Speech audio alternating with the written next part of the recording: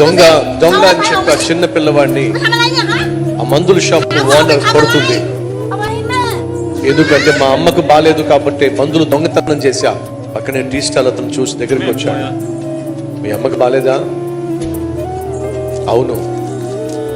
ఆ tea stall అతను డబ్బులు ఇచ్చాడు, మందులు కొనిపెట్టాడు, మందులు ఆహారము సహాయం చేశాడు ఆ టీ స్టాల్ అతను.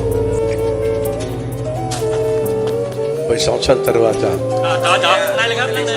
అదే మంచితనం, అదే సహాయం చేసే మనస్సు ఆ టీ స్టాల్ అతను కనపరుస్తూనే ఉంటాడు.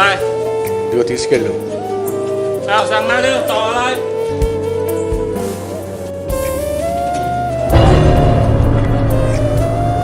హాస్పిటల్ పాలయ్యాడు. అందరికీ ఫోన్ చేసింది, డబ్బు సహాయం చేస్తారని చెప్పి ఎవ్వరూ సహాయం చేయలేదు. సుమారు 8 లక్షల రూపాయలు బిల్లు వచ్చింది.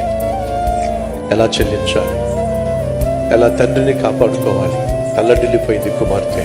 తన స్థితి అంతా డాక్టర్తో పంచుకుంది. హోటల్ని అమ్మకానికి పెట్టింది, ఎవరూ కొనలేదు, దిగులతో పడి ఉంది. తర్వాత తన పక్కన పేపర్స్ కనిపించినాయి. ఏమిటి? వైద్యము కొరకు 1 రూపాయి కూడా నువ్వు చెల్లించాల్సిన అవసరం లేదు. 30 సంవత్సరాల క్రితమే మీ నాన్న చెల్లించేశాడు. ఎలా?